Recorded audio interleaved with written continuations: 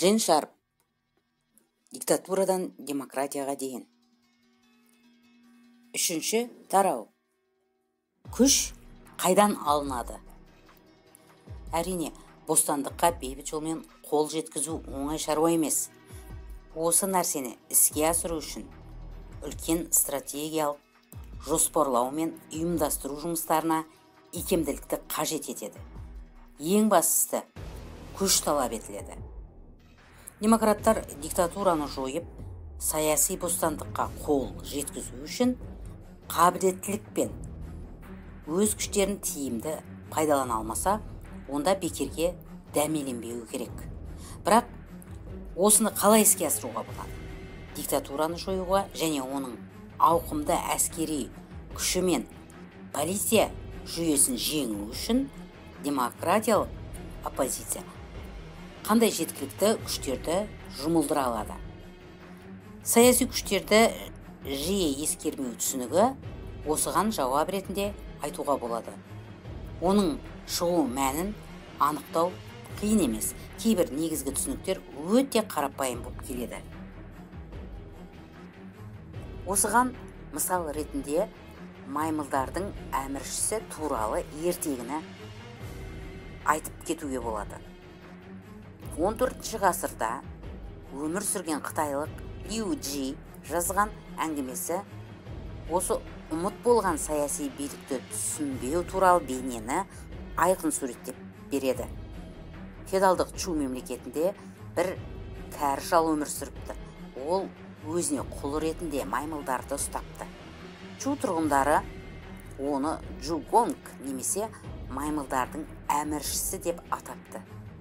Күнделікті таңертең әмірші шал маймылдарды өзінің ауласына жинап, ішіндегі кәрі маймылға: сен қалған маймылдарды бастап тауға барасың, талдар мен бұталардан жеміс-жидектер жинайсыңдар деп бұйрық беріпті. Ереже бойынша әр маймыл жинаған жемістердің 1/10 бөлігін ғана алуға тиіс, қалған бөлігін шалға әкеліп берулері керек. Егер осы ережені бұзып орындамаған маймылдарды ол аяусыз сабайды екен. Осылай қатал жазалаудан барлық маймылдар қатты азап шегіпті. Бірақ наразылық білдіруге батылдары жетпейді екен.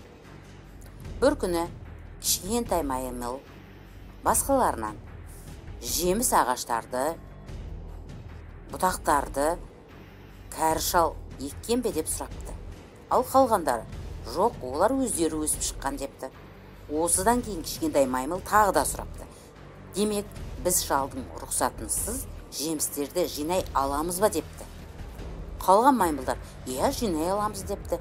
Әрі қарай кішкентай маймыл сөзін жалғастырып: онда біз неге шалға тәуелді болып, оған қызмет етуіміз керек деп кішкентай маймыл сөзін аяқтап үлгермеген бойда қалған маймылдар күтпеген жерден оянып, істің мәнін түсіне қойыпты. Сол күні түнде шал ұйықтап қалған кезде маймылдар өздері қамалған кедергілер мен шарбақтарды бұзып қиратады. Сосын олар шалдың қоймаға сақтап қойған жеміс-жидектерін өздерімен бірге орманға алып кетіп, қайта оралмайды. Ақыр аяғында шал аштан өледі. Кейбіреулер өз халқын әділдік қағидаларымен басқарудың орнына трюк көмегі арқылы басқарады. Демек, олар да маймылдардың әміршісіне ұқсайды. Олар өздерінің ақмақтықтарына еш күдіктенбейді. Егер халық оянып есін жиған жағдайда, олардың басқару трюктері іске аспай қалады. Енді біз саяси биліктің қажеттіліктері туралы айтамыз. Бұл қағида өте қарапайым. Диктаторлар өздері басқарып отырған билікте адамдардың көмегіне өте мұқтаж. Өйткені онсыз олар саяси биліктің қажеттіліктерін қамтамасыз етіп, сақтап қалуға дәрменсіз. Саяси биліктің қажеттілігіне қосылатын мына нәрселер: абырой, авторитет. Бұл адамдардың сенімінде билік заңды және халықтың моральдық міндеті бағынуымыз керек деген түсінікте болуы. Адамдық ресурстар билеушіге бағынып көмектесетін және бірге қызмет жасайтын саны мен маңызды жағынан құралған адамдар мен топтар. Ептілік пен білім нақты тапсырмаларын орындайтын және қызмет жасайтын адамдар мен топтар режимге қажет. Бейматериалдық ықпалдар, психологиялық және идеологиялық ықпалдар адамдарды бағынуға мәжбүрлеу және билеушілерге көмек көрсету. Материалдық қор ресурс бақылау дәрежесі немесе билеушілердің мүлікке ие болуға мүмкіндігі. Табиғи қорлар, ақша қоры, экономикалық жүйе және байланыс пен транспорт құралдары, санкциялар. Режимнің өмір сүруі мен оның саясатын жүргізу жазасы қызметтес болудан бас тартып, айтқанын істемегендерді мәжбүрлі түрде қорқыту арқылы бағындырып, қызметтес ету.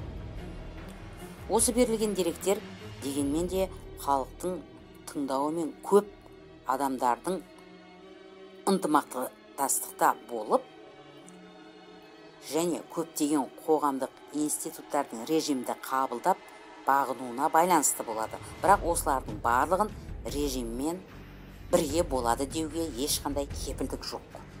Билеушімен толық ынтымақтастықта болып, бойсыну мен қолдау көрсету қажетті күш көздерін ұлғайта түседі. Осыған қарай кез келген билеушінің мүмкіндіктері арта түседі.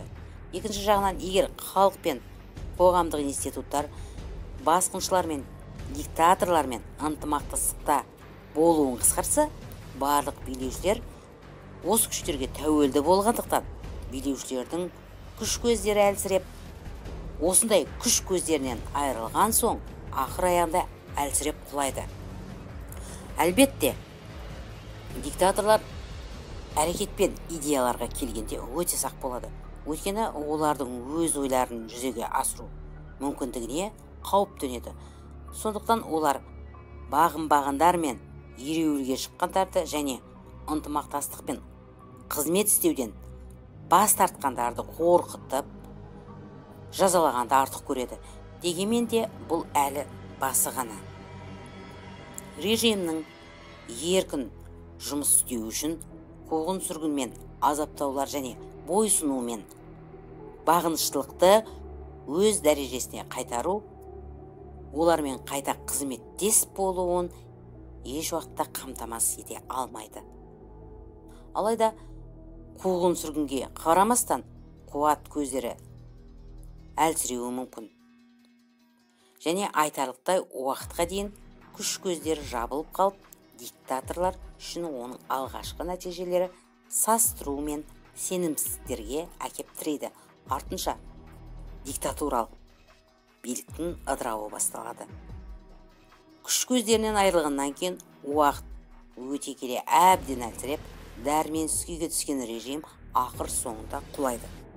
Міне осылай диктатуралық билік аз-аздап немесе тез арада саяси қолдаушы күштердің жұтаңдығы мен таусылуына байланысты жойылып кетеді. Осыдан кейін бостандық сүйгіш халықтың бостандықта қалу ниетімен құл болуға қарсылық көрсету, әрекетіне баруы және езуші тиран билікке үлкен дәрежеде батылдық пен тойтарыс беруге қабілетті екенін көрсетеді. Кең тараған пікірлерге қарамастан, тіпті өздері басы қысқарып отырған тоталитарлық диктатураның өзі халық пен қоғамға тәуелді. Саясаттанушы Карл Дойч 1953 жылы былай деген: тоталитарлық билік өздерінің күшін жиі пайдалана бермеген жағдайда ғана күшті болады. Егер де тоталитарлық билік әрқашанда халыққа жаппай өз күштерін қарсы пайдаланып әлімжеттік жасай берсе, онда олар ұзақ уақыт бойы мықты болып тұра алмайды.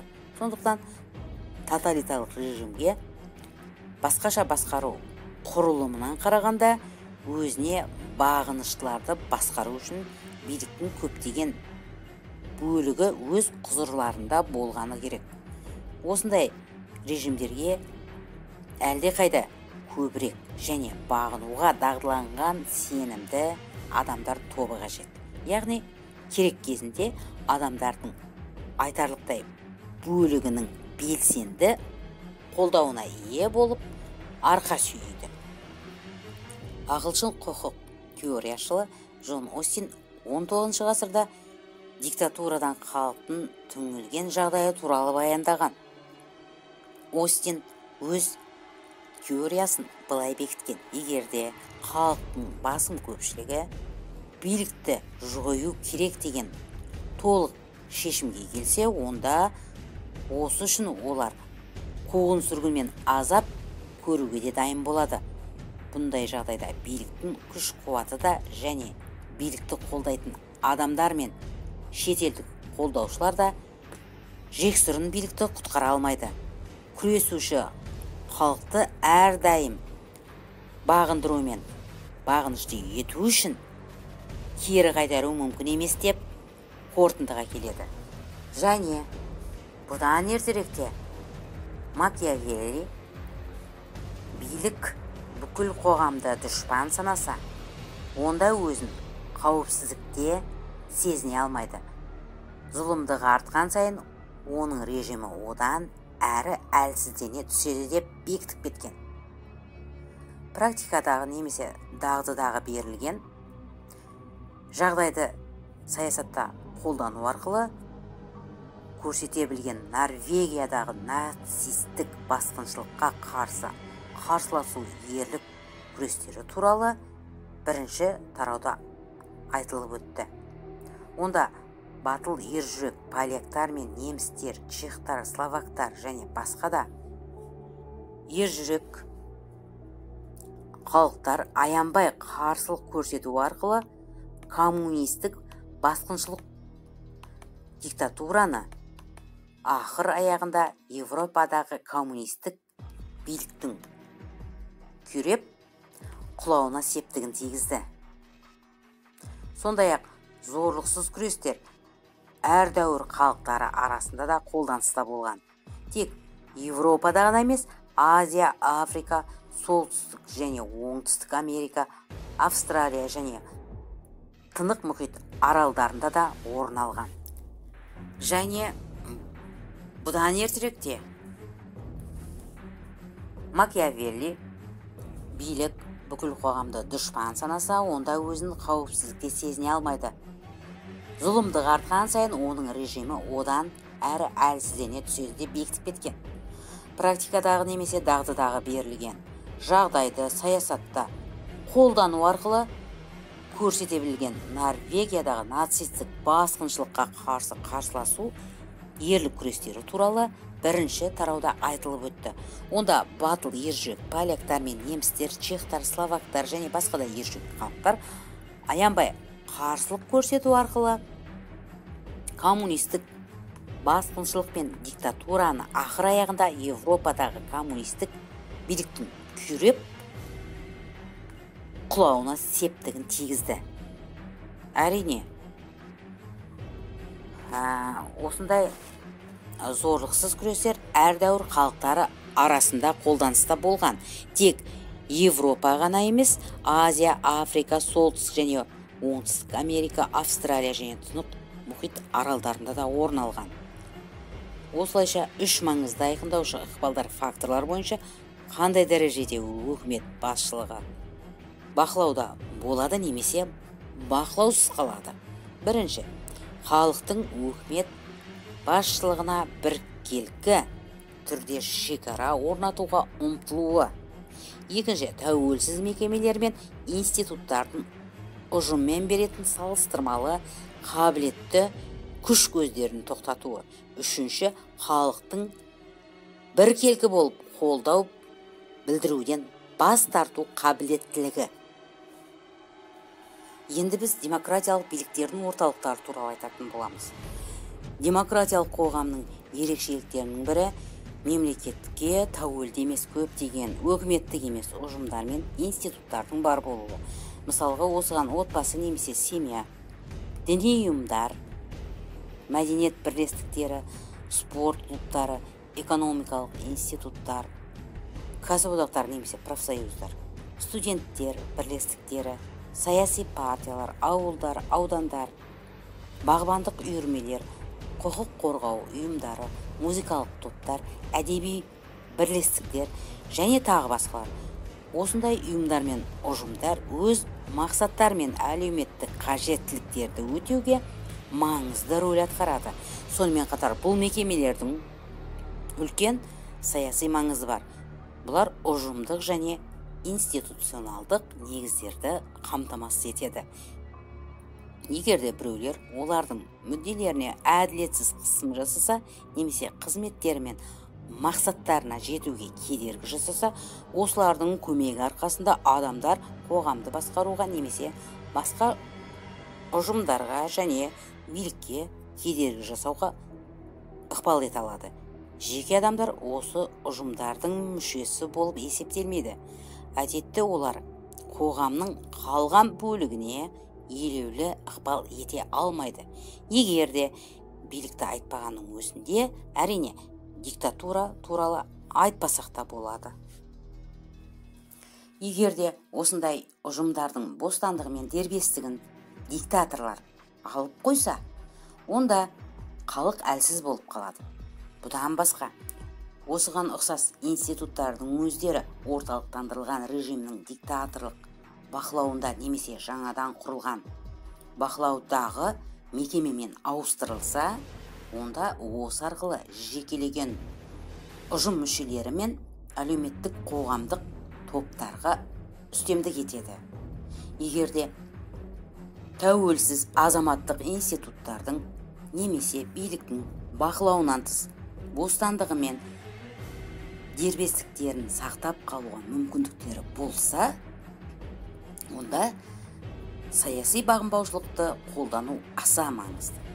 Келтірілген мысалдардың жалпы сипаты диктаторлық режимді жою мен әлсірету үшін саяси бағынбаушылықты халық жағыда, институттар мен ұжымдар да батылдықпен жаппай қолдануы керек. Жоғарыда айтылғандай, көрсетілген күш орталықтары институционалдық негізді қамтамасыз етеді. Осылардың көмегі арқасында халық диктаторлық басқаруға қысым мен қарсылық көрсете алады. Келешекте бұлар қоғам бостандығының ең маңызды құрылым бөлігінің негізі болып қалады. Осылайша бұлардың тәуелсіздігін сақтап, дамытып отыру бостандық күресінің жиі табысқа жетуінің сәтті міндеттерінің шарттары болып табылады.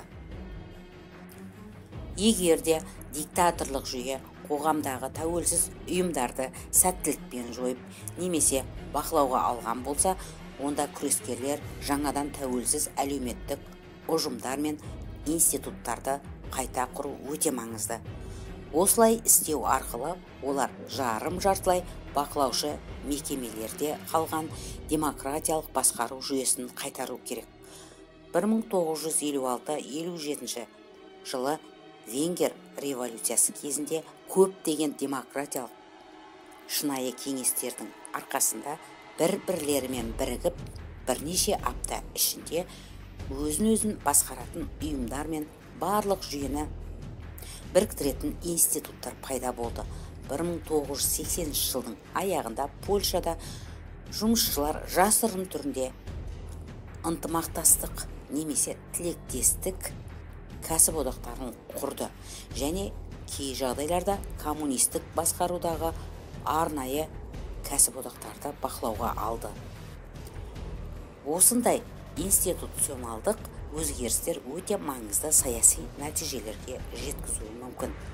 Әлбетте, осы айтылғандардың барлығы диктатураны әлсіретіп жою оп-оңай нәрсе, немесе әр ұмтылыс жеңіске оңай қол жеткізеді дегенді білдірмейді.